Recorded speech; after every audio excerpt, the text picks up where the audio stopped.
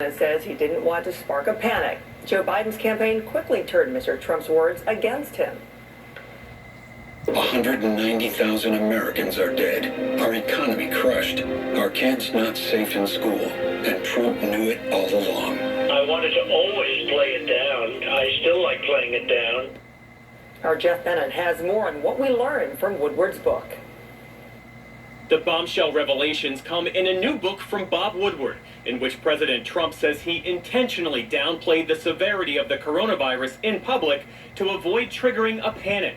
In his book, Woodward writes that on January 28th, the president's national security advisor warned him the virus outbreak in China was the biggest national security threat you will face in your presidency. In audio excerpts released by the Washington Post, the president revealing to Woodward on February 7th a surprising level of detail. It goes through air, Bob. That's always tougher than the touch. You just breathe the air, and that's how it's passed. And so that's a very tricky one. That's a very delicate one. It's also more deadly than your strenuous flus. This is deadly stuff. 3 days later, he was saying this publicly. In theory, when it gets a little warmer, it miraculously goes away. I hope that's true. And this on February 26th. You do certain things that you do when you have the flu. I mean, view this the same as the flu. On March 19th, in another taped conversation with Woodward, admitting he was deliberately downplaying the danger. Well, I think, Bob, really, to be honest with you, Sure, I want you to I be. wanted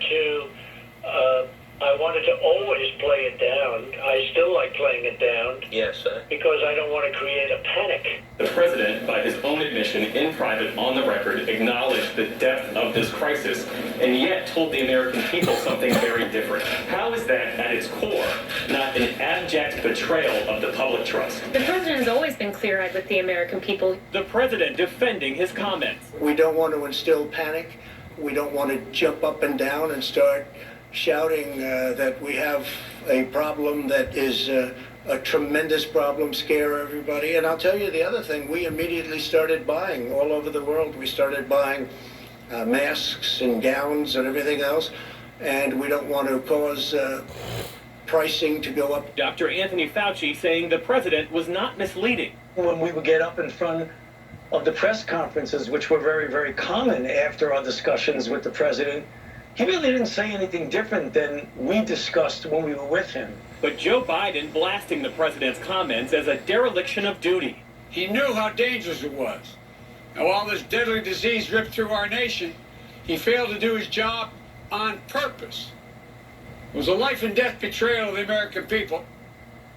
Meantime, the Trump administration today announced the withdrawal of 2,200 U.S. troops from Iraq by the end of this month. It follows a decision to remove around 4,000 U.S. troops from Afghanistan, cutting troop levels in both countries by half in time for the election. Francis? All right, Jeff, thank you. There are new details.